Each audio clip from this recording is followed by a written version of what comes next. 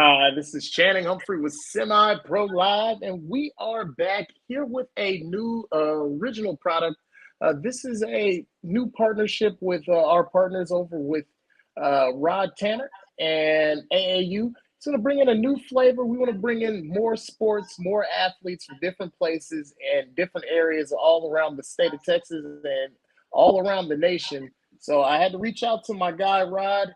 He's going to partner with us on this new venture. This is going to be a show that we're going to do on kind of a bi-weekly basis, a couple of times a month, where we're going to peek into AAU and different track, multi-sport events all around the country. So more than football, more than youth sports, something a little bit different, something refreshing. So I want to just bring in Rod so he can explain this new platform and give us kind of a mission statement. So tell us a little more about this show and this product.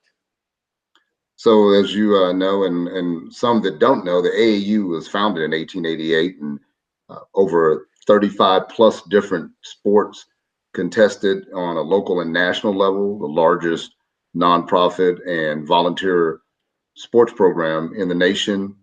And I'm excited to partner with Semi Pro Live to bring and highlight some of the youth across Texas, but not just across Texas. We're going to reach out and talk to people in different areas as we have collaborations across the United States. We'll be talking to some of the directors in different areas from Wisconsin to Tennessee to Florida to California. We'll reach out to those in even our cohorts in Arkansas and in different places. So I'm excited. We're going to talk to different athletes and not just, as I know, a lot of people know Semi Pro Live for football and youth football, but different sports, swimming, diving, track and field, a big sport in AAU, boys and girls basketball, and much more. All right, so just to see what's on the docket today, we didn't see. So, what are some of the different guests and different topics we can expect for us to cover on this new program? So, we're going to bring in some of the up and coming athletes, those who are already getting ready to transition out of high school into college. We'll talk to some athletes that are making their way from the middle school level into high school in different sports. And we're going to showcase some of the top athletes. We're also going to cover some of the opportunities that they've been afforded from a scholarship level and things of that nature. And also we'll talk about some of the national championships that are coming up, some of the qualifiers for AAU events that are coming up. A lot of things to cover. So it'll take us the whole year to get through it all, and then we'll start it all over because it's an ongoing, evolving, and exciting avenue with AAU sports. Now, to some in my audience, you may be a familiar face and even more of a familiar voice.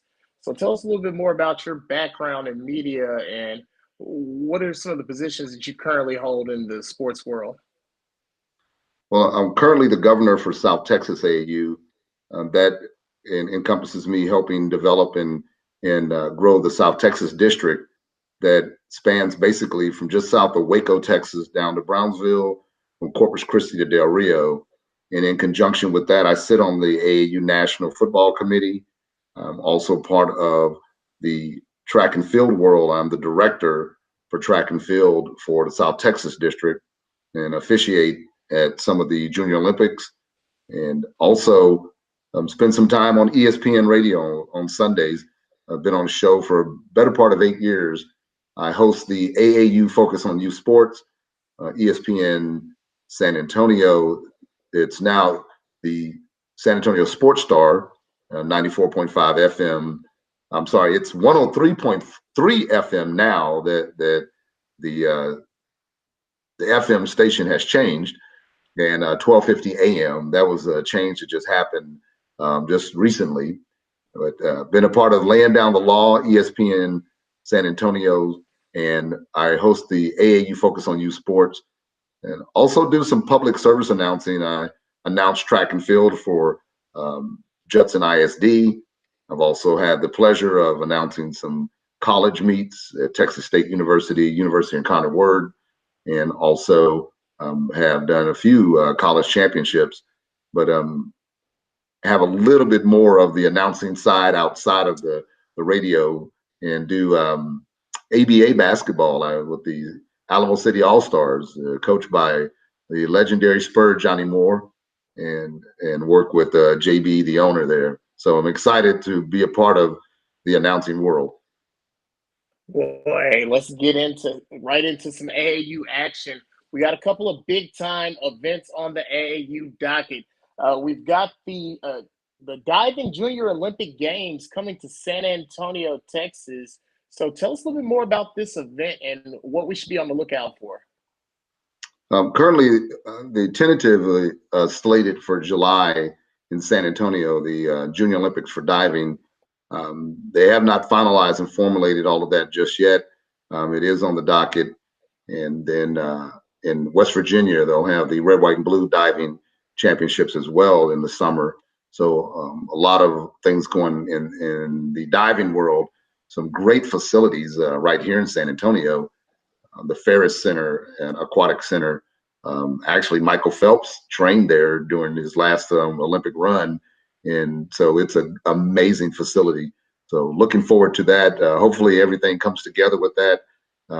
It is actually about 15 minutes from my house. So I'm looking forward to it happening, because I can almost get on my bicycle and ride right around the corner to get to it. So looking forward to working with them and helping support that event.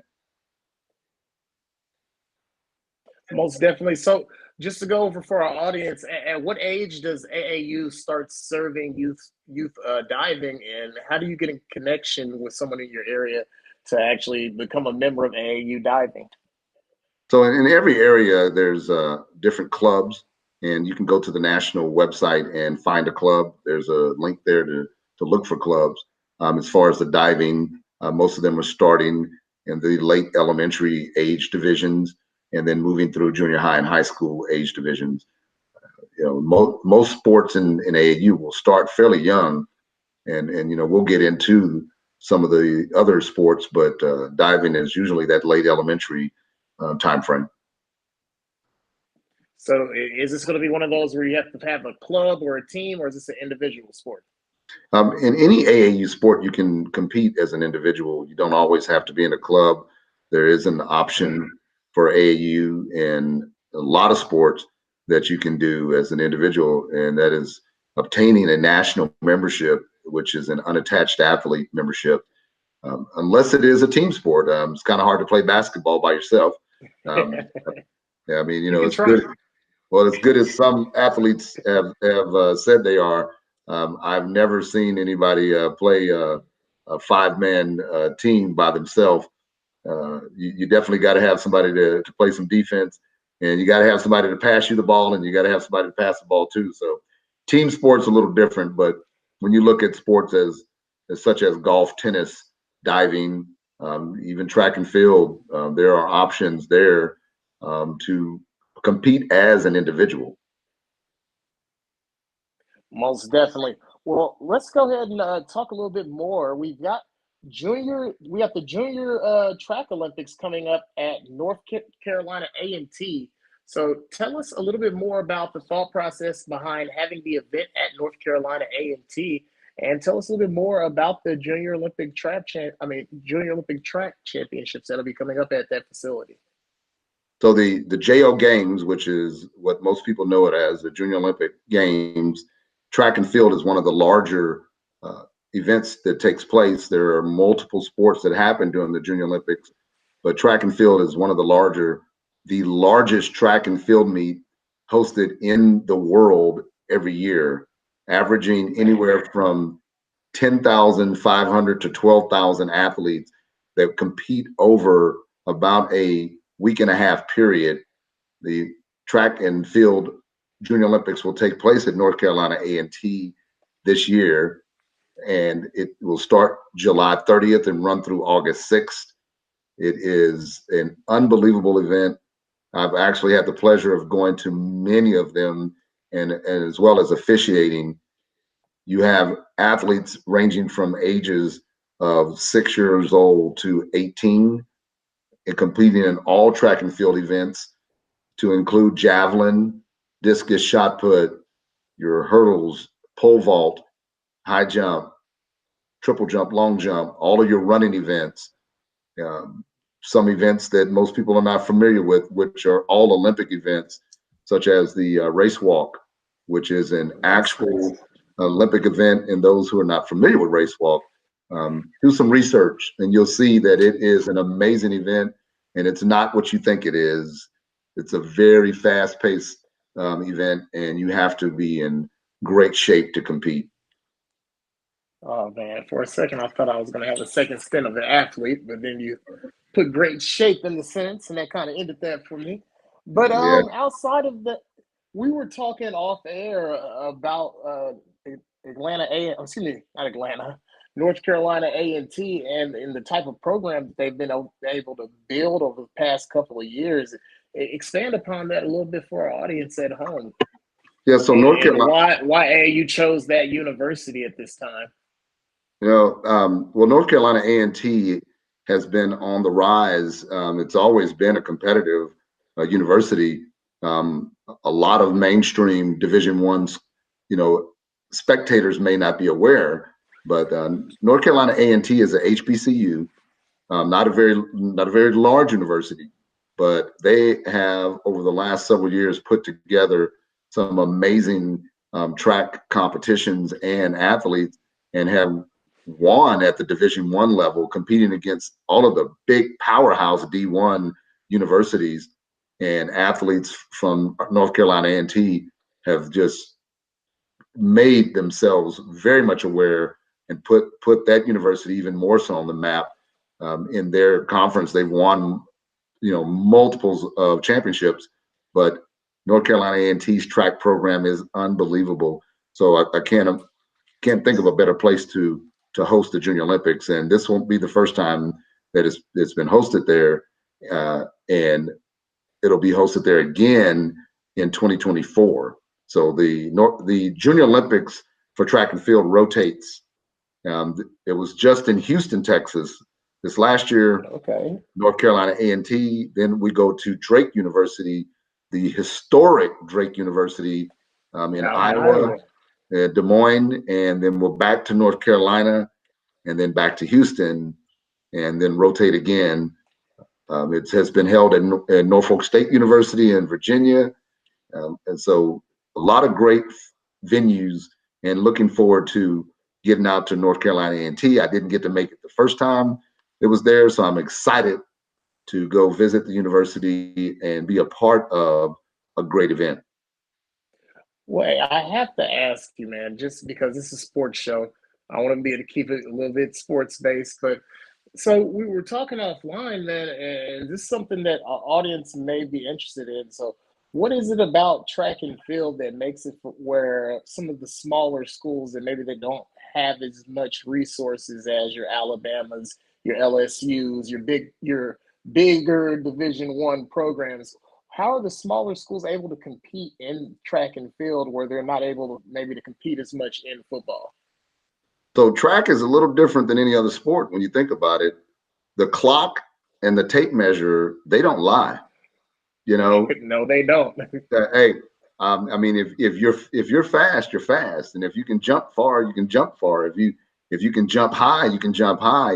If you can throw far, you can throw far. So, and with the right training and the right natural ability, doesn't matter if you're at the big school or the small school. I mean, if you're running a 10-1, you're running a 10-1. If you're long jumping 25 feet, you're long jumping 25 feet. That's just the facts. So, one of the great equalizers of sports is track and field, and I love it. I love working with it. I've coached athletes. It's just, I mean, it's an amazing sport when you really get to the bare essence of it. Most definitely, Rod. Well, let me just not, I don't want to get too far off track. I don't want my producer to come through the screen. So, in a moment, we're about to go ahead and bring on our special guest. We're going to take a short commercial break just to make sure she's all ready to go. We'll see you in a moment on Semi Pro Live, AAU, the Tanner Report.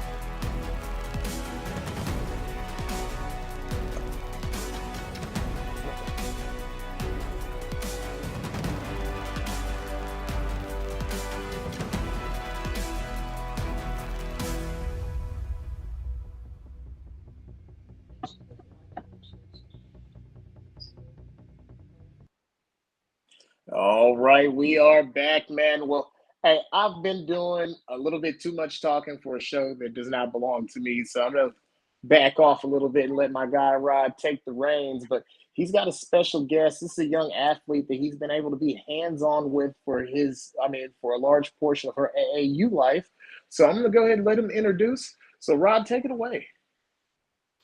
Yeah, well, I mean, I don't want to take any credit, and I know you may have made a statement of hands-on in the sense of helping facilitate some track meets, but had no involvement with any of her training. But I'm excited to have on an athlete that has just been amazing in her time. Started running and competing in the AAU when she was 7 years old. Has gone to multiple national championships, won at the national level, currently ranked in the top two in high school in regards to the 60-meter indoor, running the fastest 60-meter time in Texas. I'm sorry, it's ranked number two in the history of Texas 60-meter, and about to make her way after finishing high school to the University of Georgia, from the area of Leander, Texas. I'd like to welcome on, and so proud that she's part of the South Texas district of AAU, Autumn Wilson. Autumn, thank you for joining the show. How are you doing today? Thank you so much for having me. So tell us, where are you currently, and what are you doing? Because it's pretty exciting to know where you are and what you're doing right now. I'm actually at the SEC championships, watching my future teammates. So yeah. And where are you? Where's the SEC championship currently being held? It's currently at the Texas A&M indoor facility. And that is an amazing facility. I've actually had the pleasure of being there many times and watching a lot of athletes like yourself. I've actually watched you run there at some of the high school events. And just recently, I had the pleasure of watching you run at the University of Houston. Tell us a little bit about that event. It was an AAU indoor competition. Give us some quick highlights of how that went for you at A&M, and then I'm going to jump into some more meets that you competed in. Yeah, A&M was a really good meet for me this season. I actually broke the indoor record in the 60. I think it was 7:46 before, and I lowered it to 7:42.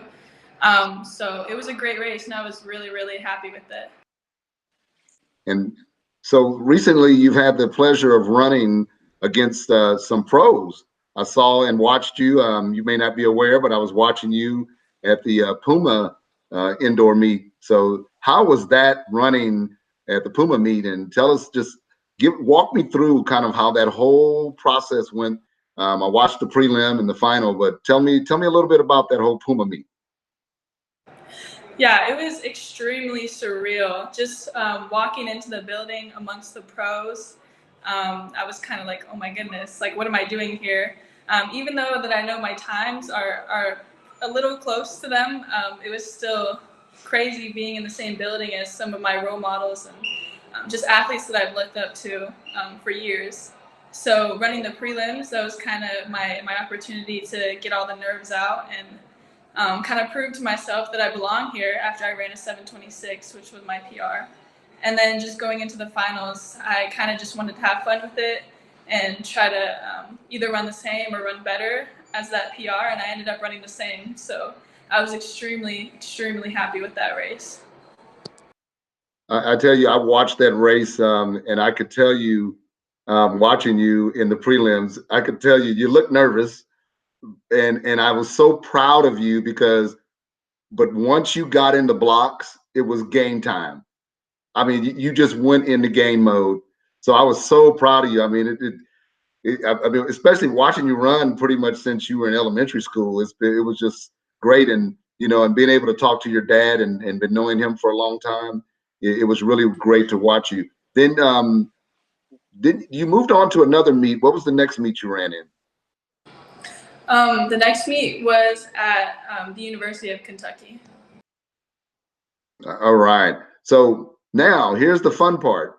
After high school, and we still got to get through the high school track season though, and we'll get back to that in a minute, because I do want to talk about what we got on the docket for high school track. But so you're heading somewhere. Where are you going to college?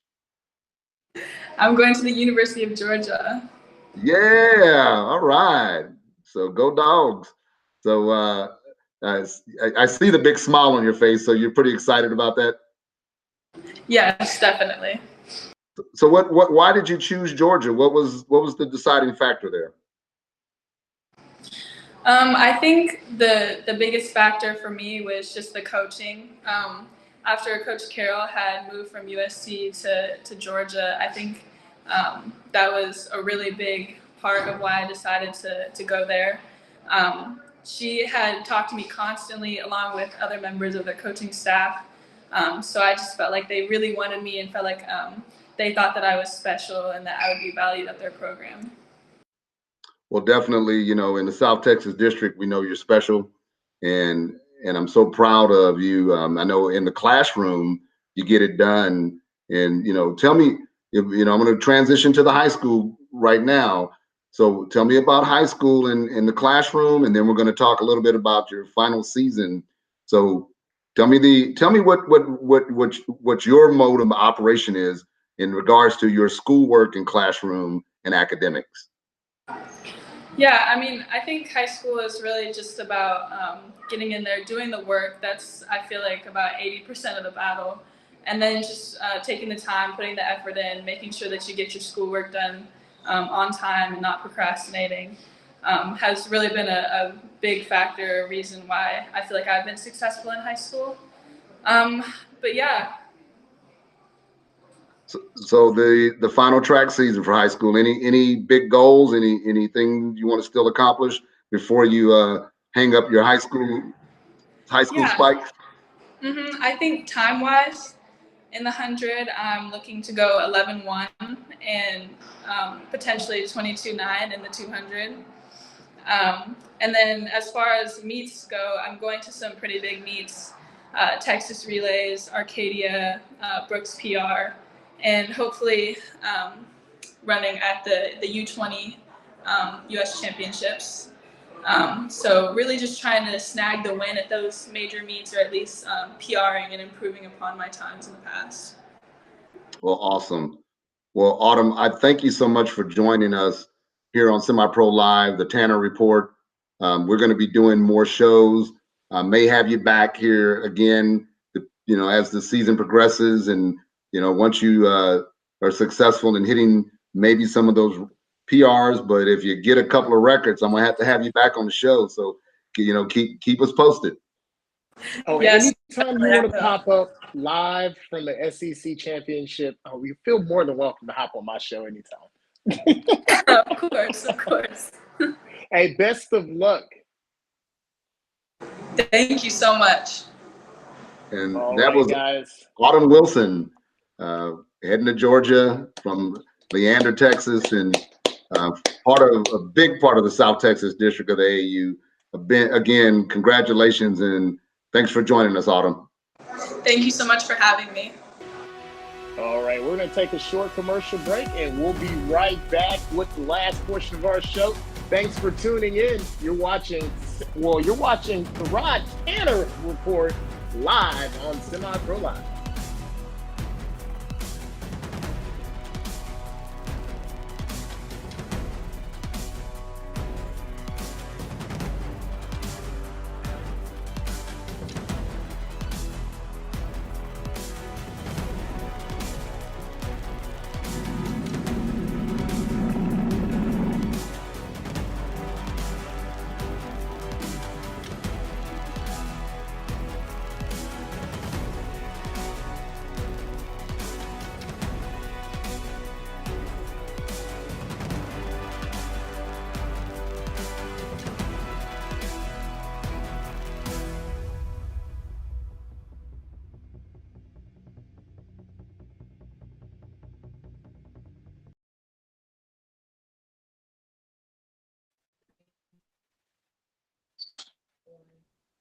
And we're back, man. So that was one interesting report, Rod. I had to reach out and out to AAU and grab Rod to start bringing in some more hard hitting interviews. Able to get an athlete who's currently at the SEC championships, watching her future college, and we just want to wish her the best of luck. But on that news, man, let's focus in on some other things that AAU has going on. So we're going to have the South Texas District Championship and national qualifiers. So what sport is that going to involve? And give us some more details about those national qualifiers.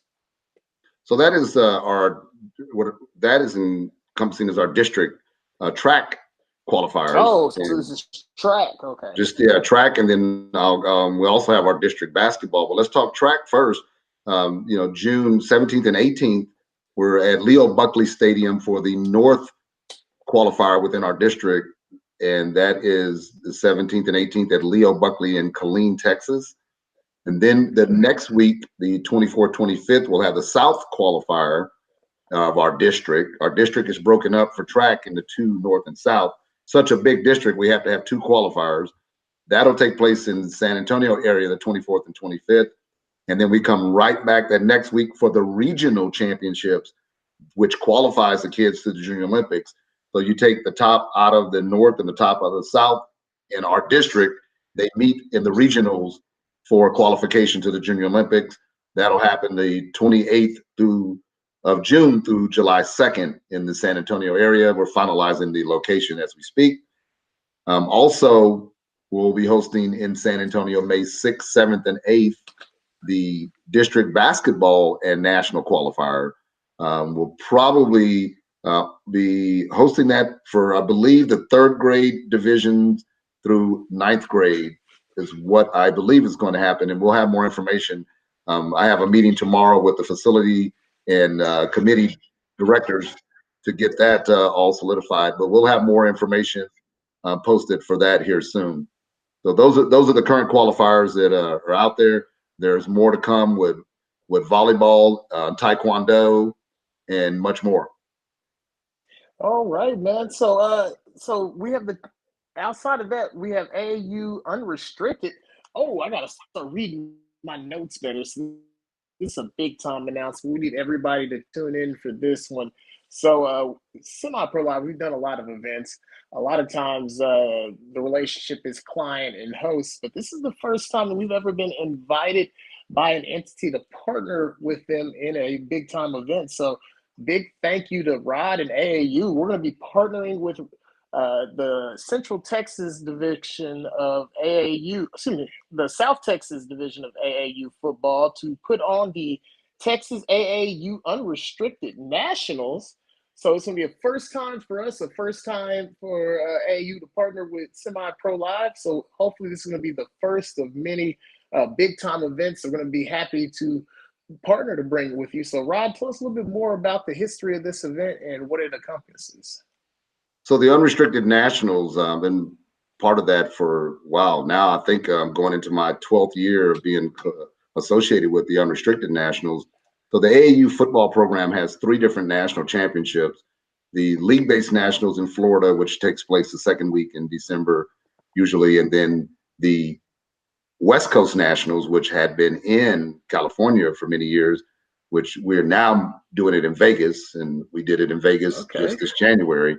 That the Unrestricted Nationals is another nationals that was formed to give teams that don't play in a regular AAU season an opportunity to experience an AAU Nationals and bring their teams to an AAU event. It had been hosted in Houston, Texas for many years and then transitioned to San Antonio. And now it rotates every other year between Texas and Arkansas. So this past year, it was in Little Rock, and you were there doing some coverage. And now this year, it's time to rotate it back to Texas. But I'm excited to say that we're going to partner with Semi-Pro Live for the Unrestricted Nationals in Central Texas. So I'm looking forward to a great event. The last time we had it in Texas, we had about 45 teams competing, and looking forward to having the same size of an event, and maybe larger. And with Semi-Pro Live being part of it, I think we're going for larger, Rod. Yeah, I think it'll be a great event. it's still always about putting on a quality event. The last time I was in Texas, we caught some snow, and it was right on the end of the big push in the pandemic. So we were kind of limited on what type of utilization we could get in fields. We had to play on grass. The snow hit, got a little muddy, but we got through it. We normally are always on turf fields during that time because it's always the first weekend in December. So it will be the first weekend in December, the unrestricted nationals in Central Texas, and more information coming as we lock down and solidify the fields and locations. Now, just for some of the folks at home watching, as far as unrestricted, what are the qualifications for your team to actually come over and compete in that tournament? Do you have to be a member of AAU? If you're a member of another league like Gridiron, Texas Sports, Big 12, would you be allowed to come over and compete in that? Or what are the qualifications? Yes. So every athlete and coach just has to have a current AAU membership, and they can bring their teams to compete in the unrestricted nationals. That is the only requirement. And the only thing is, I tell everybody, when you're going to compete in the unrestricted, getting athlete AAU memberships is pretty quick. You can go online and get those memberships. The coaches memberships take a little bit more time. You need to plan and give yourself at least a couple of weeks, because every coach has to go through a background check. And the national office governs that background check. That is not done locally. It's done by the national office, and it is a national background check. So if you're bringing your team, make sure you give your coaches plenty of time to get their memberships done and go through the process.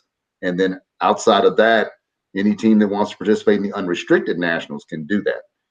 Now, the nationals in Florida and the nationals in Vegas, you need to have participated in AAU league, and preferably a full league of competition in AAU. You'll see something coming out here soon. For the first time, AAU is doing national rankings, and you'll see that coming here soon. But the rankings will be heavily weighted on national competition and also how much participation you had in the regular season to position yourself at the higher portions of the rankings. There'll be an East national ranking and a West national ranking. Well, just give the folks at home a little bit of detail, man. So when you get that AAU membership, what all is encompassed in that? Are there any unique features? Or are there any unique? By all means. Well, tell me a little bit more. By all means. So the AAU memberships are not just for one sport. When you get an AAU membership, that allows you to participate in any licensed sanctioned AAU event. But also, if you're competing as a team and you have the full AAU membership, you can travel as a AAU team and compete in non-AAU events and still be covered under the AAU insurance. So a unique situation when you're part of AAU. I know that. When you're part of AAU, you can actually go and compete as an AAU squad with your coaches in a non-AAU event and still be covered under the AAU insurance. But everyone on the team must have it. Your club must be set up as an AAU club to go compete outside of a licensed event. If it's a licensed event, everyone must have the AAU membership and fall within the guidelines. And there's great information at the AAU national website, and that's aausports.org. That's AAU sports with an S.org. Tons of information. You can spend hours and hours and hours and probably never get through all of it, because there's a lot of things to find out. And there's a specific section that covers the insurance and requirements. Well, I got one other question about that AAU. So to be in the AAU team, so let's say you competed in another league, could you register as an AAU team, register your whole team, have your coaches registered? And are you considered an AAU team after that, or is there more to it? You can be an AAU. You could be an AAU club. That's and the term is club, not so much team. You'd be an AAU club, which would afford you the opportunity to still go and compete in different events and be insured under the AAU. not necessarily just by doing that does it put you into a league. You still, if you're going to compete in a league, you have to register within that league. Oh, okay. So, I just know there's a lot of teams that are looking at that independent option. And, yes, you know, just from what you just said, there's a lot of clubs that don't necessarily want to compete in a league, but want the comforts of being associated, like the insurance and the different nationals that are afforded to you by being an AAU club. So that's an and that's interesting option exactly for a lot of teams. and that's exactly why the unrestricted nationals was established.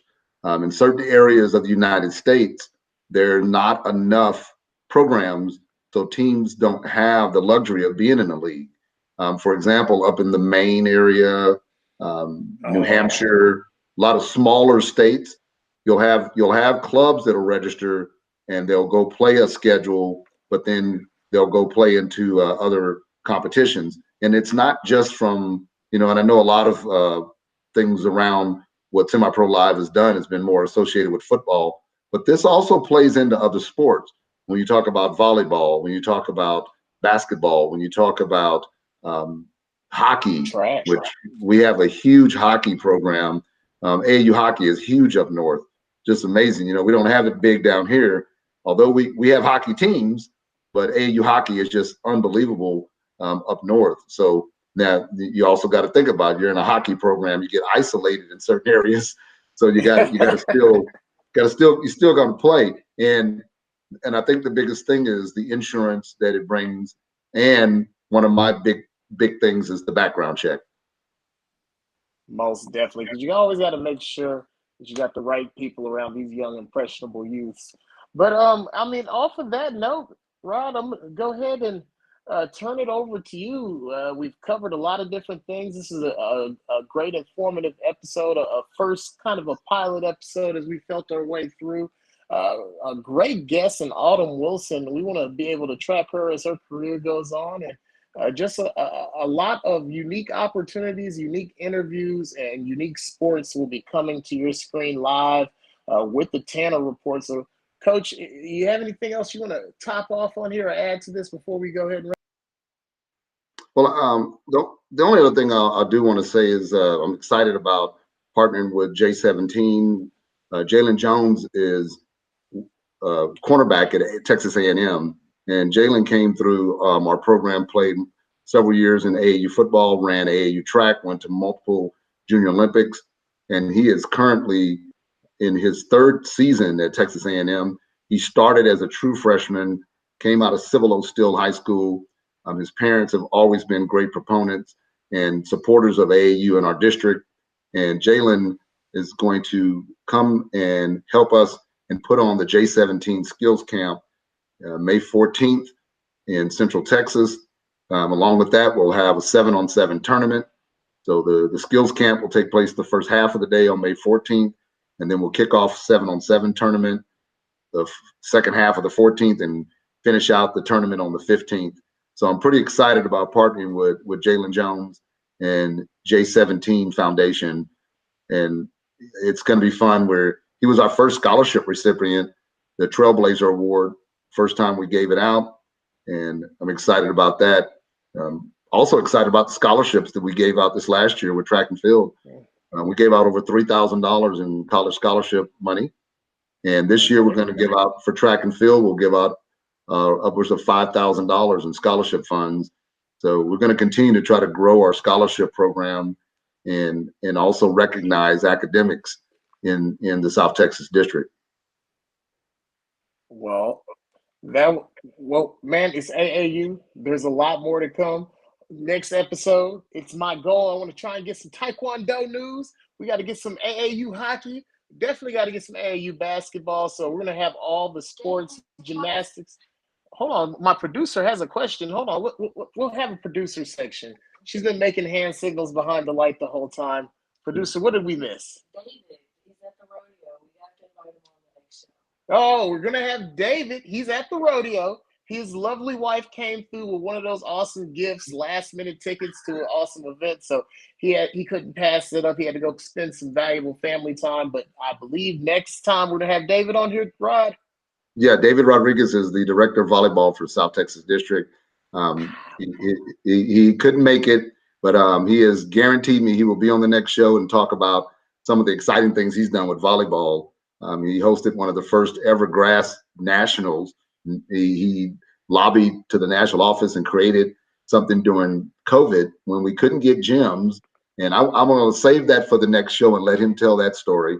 Most definitely. Also, we're slated to have Coach Oliver, Coach O. He is the director of AAU Track and Field, our national director. I was messaging with him prior to the show, so he's excited about being part of the show. And then we're going to pull in some more athletes and showcase some more of our young talent. Most definitely. And we definitely got to get some more volleyball on here. In the DFW, we don't have a lot of private volleyball teams. So a lot of the young female athletes in the area are having to wait until middle school to get those opportunities. Well, AAU provides that way earlier. So instead of you thinking that your daughters only have access to maybe cheerleading or basketball, there's a whole host of sports that AAU offers starting at ages as low as 6. But I just thank Rod for partnering with us. This is going to be an ongoing thing. Be on the lookout for more news, more AAU events. And the biggest news of today, we will be partnering with AAU for the AAU Unrestricted Nationals that's now going to be powered by Semi-Pro Live. So outside of that, Rod, we're going to go ahead and end this episode. Thanks for having us. Thank you guys for tuning in. We'll see you guys next time on the Rod Tanner Report, powered by AAU.